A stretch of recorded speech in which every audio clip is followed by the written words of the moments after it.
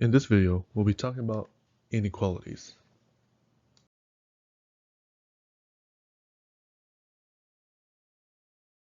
We'll be going over linear inequalities, quadratic inequalities, and rational inequalities.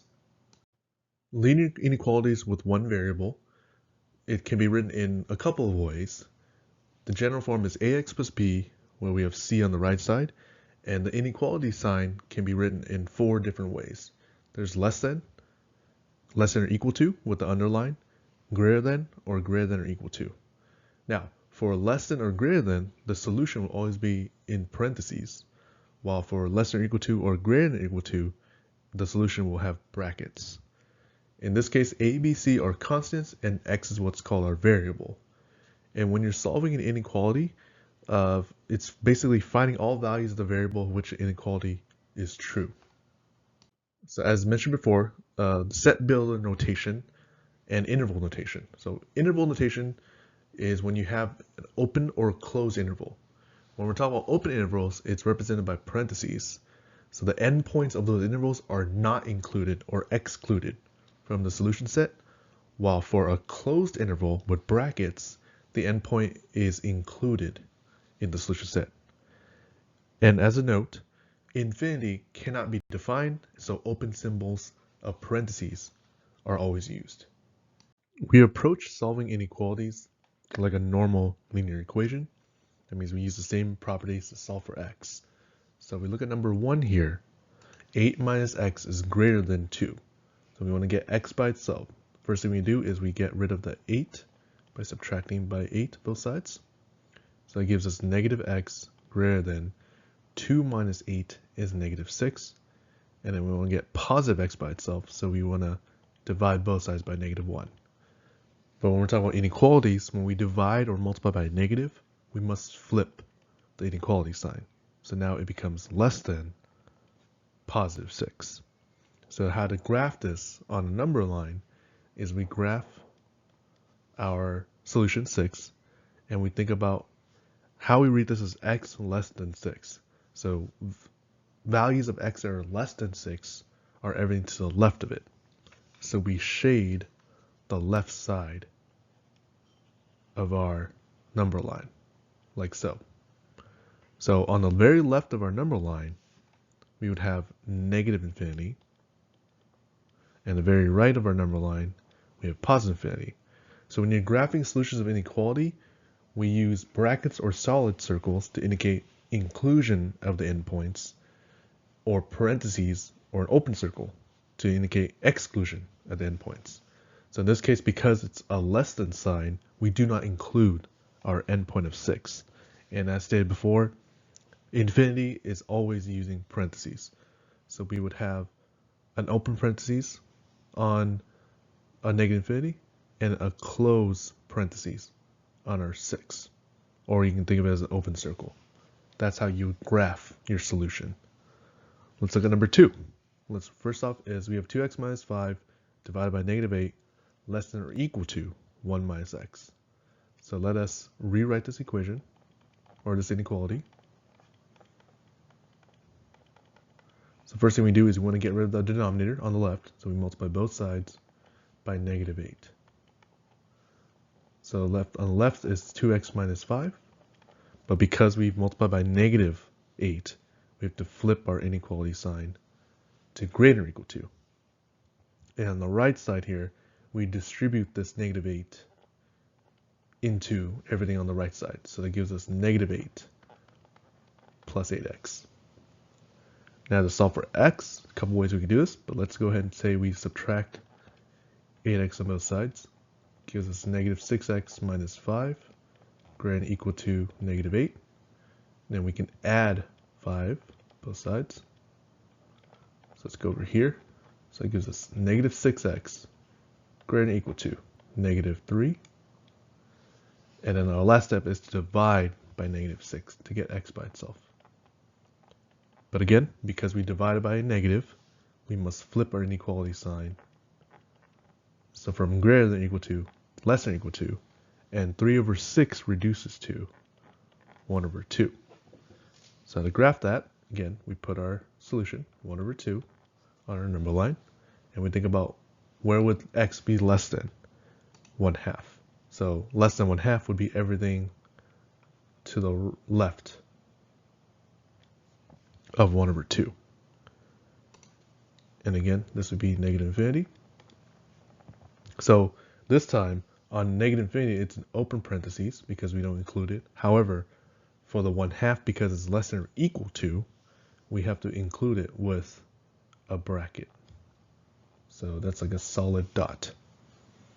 So it's open parentheses negative infinity, but bracket, close 1/2. Now let's apply our linear inequalities to a word problem.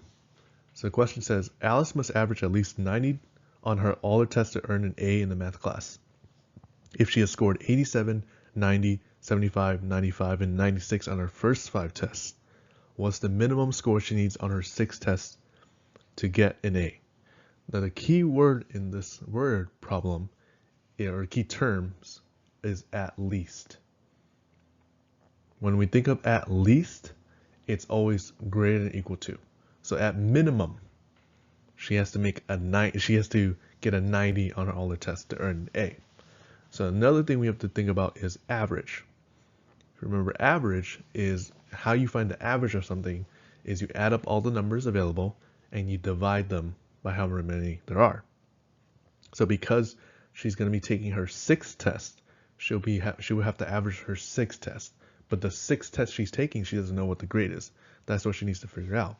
So how we set up this inequality is we take the known scores of the 5 tests, 87 plus 90 plus 75 plus 95 plus 96, and we add it to an unknown 6th test. We call it x. We add them together and we divide them by the number of tests, which is 6 in this case. Now she wants to make a minimum at least 90. That means that it would be greater than or equal to 90. So that is our inequality that we have to solve for. So the first thing we're going to do is we're going to add up the first 5 tests. So 87 plus 90 plus 75 plus 95 plus 96. That gives you 443 plus x over 6 greater than or equal to 90. So what we do now is we would multiply both sides by 6 to get rid of the denominator. So let's go over in the right here. So it gives us 443 plus x is greater than or equal to 540.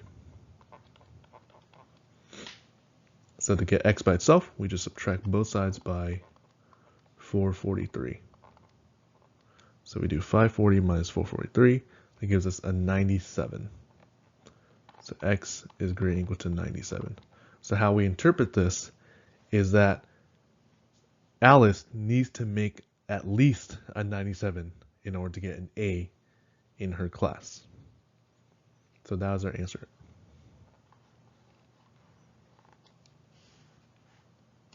Another application problem is in a small factory, the revenue and cost are given by R equals 6x and C equals to 2x plus 1,000 respectively, where x represents the number of units produced and sold. How many units must be produced and sold to surpass the break-even point? So first thing we have to understand is what does it mean by revenue and cost?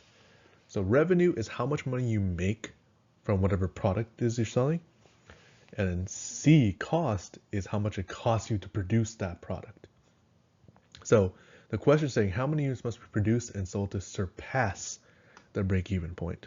So surpass here, that's an important thing. That's like more than. You want to go over it. So that's actually the greater than inequality sign. And now break even. Break even usually means that you want your revenue to equal to your cost. But because we want it to surpass the break even, that means we want to make profit from this. To make profit, your revenue has to be more than your cost.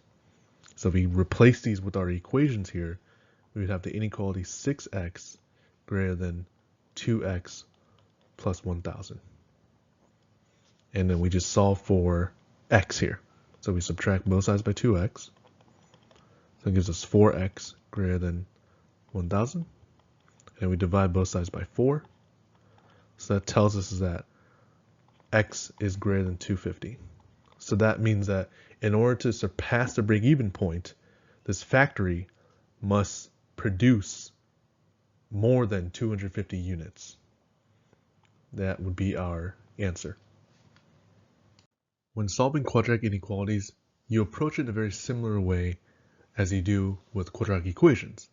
So first you want to set the quadratic expression equal to 0 and solve for x to determine the zeros. Then you would plot those zeros that you found, this is a different part, on the number line. And then find test values between each solution and then substitute back into your quadratic expression to see the sign of it. So if the sign makes sense in your inequality, then that would be part of the solution. Let's look at an example. We have negative x squared plus 5x plus 16 is greater than negative 8. So the first thing we do is we want to get our quadratic expression on the left to have and make it equal to 0 and solve for it. So let's first add the 8 both sides to get it equal to 0 on the right side. So we have negative x squared plus 5x plus 24 is greater than 0. Now we don't want to have a negative term in front of the x squared, so let's go ahead and multiply everything by negative 1 to make it positive.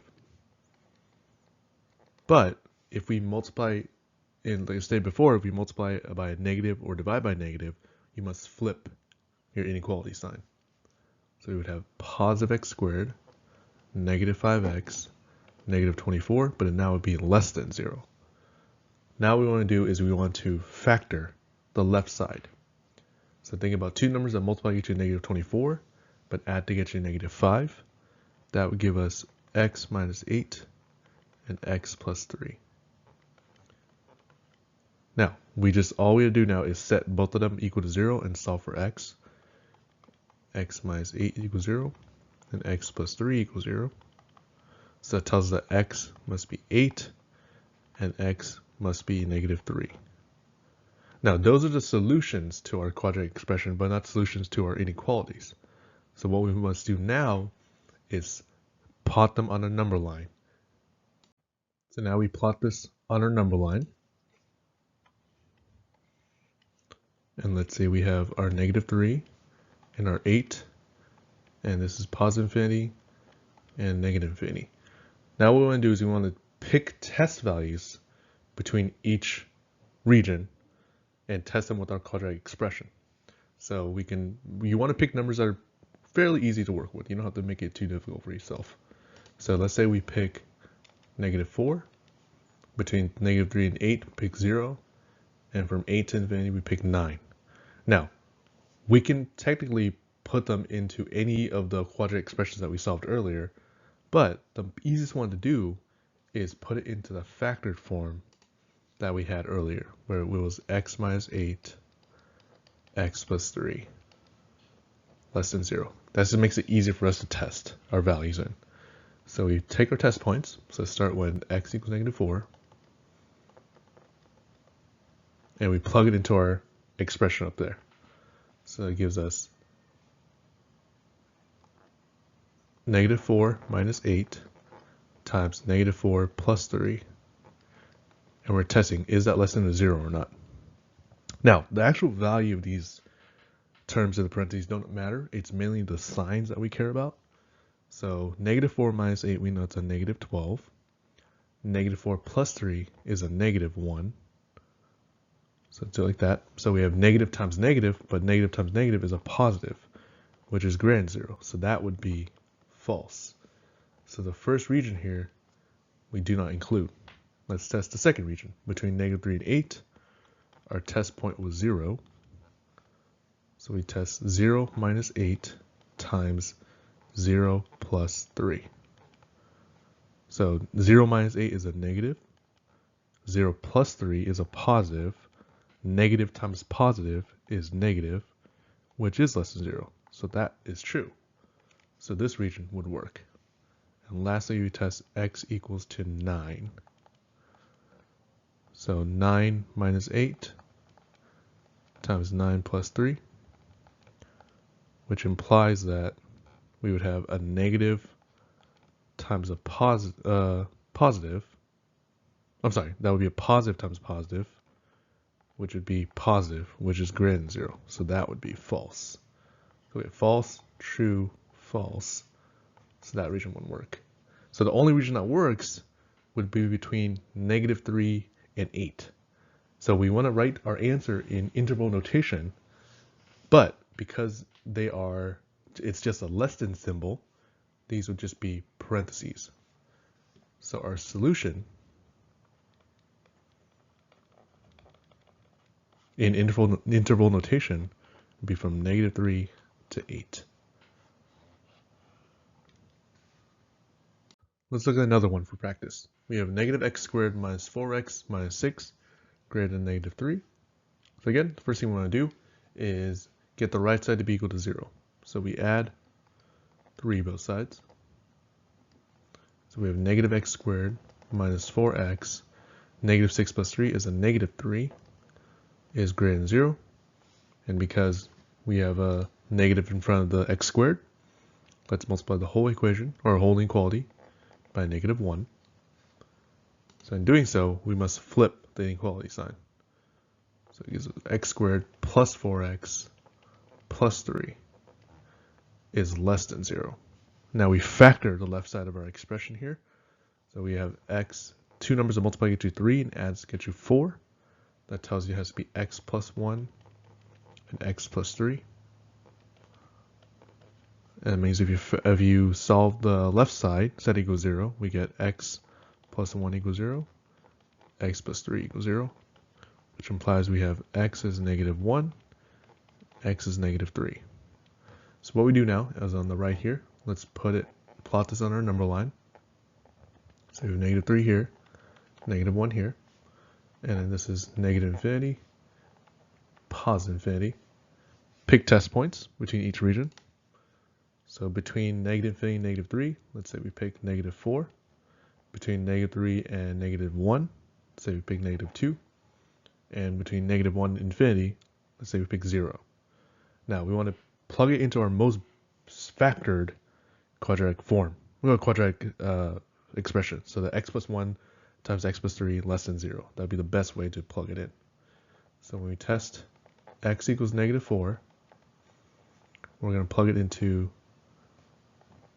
-4 plus 1 times -4 plus 3.